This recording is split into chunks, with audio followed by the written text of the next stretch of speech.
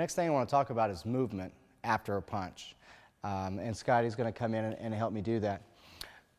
We're not pro boxers. There's many different things that we've got to worry about as far as if I'm fighting Scotty, I got to worry about his knees, his kicks, his elbows.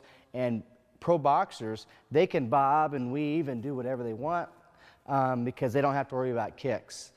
We do have to worry about kicks, so I don't like doing that. I don't tell anybody to bend over, really, and expose their face to a shin bone. So what I'm big on is getting off the tracks. So it all depends on his stance. Scotty's right-handed. He's got his right leg back. So if his right hand's his power hand, I'm obviously going to work around this way.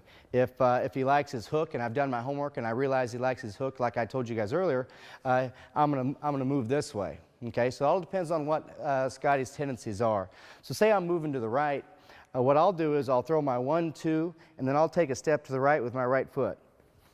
Okay, and what I've done is I basically what I call getting off the tracks, because if I'm right in front of Scott and he throws punches at me, I'm in a bad situation. It's a bad place for me to be. But if I'm right off the tracks where he's possibly going to miss me altogether, or if nothing else, he just glances and hits me and that punch spins off me, I'm in a much better situation. It's like driving a car. If you're driving a car and you're going to hit a tree, do you want to hit the tree head on, or do you want to just barely glance it and go somewhere else? You know, you don't want a power shot from your opponent. What you want is, if he's going to hit you, he's going to make contact with you, just make it a glancing blow. So the first thing I do is if I throw a 1, 2 and I'm circling to the right, 1, 2, and then I step over.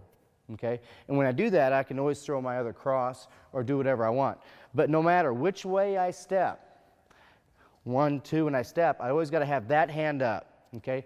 Because I don't want to basically walk into a punch, because I'm adding power onto his punch then. So if I'm going to step and he actually is in the process of throwing a hook, if my hand's up, I'm going to block that. If my hand's not up, I'm going to be in trouble. If I want to circle the other way off doing that, now when I throw my jab and I take my step, I'm going to step outside just a little bit. So it's 1, 2, and then I take a step this way. Now I'm off the tracks the other way. So it all depends on what you're going to do. The third way I go is when I throw a hook, I step with my hook. And it all depends. I can step either way. If I want to add power to my hook and I want to go to the right side, when I throw that hook, I'll take a step into it. Boom. And that way, when I readjust and come back, I'm off the railroad tracks again, and I've added power to my hook. So I do that a lot when I throw my punches.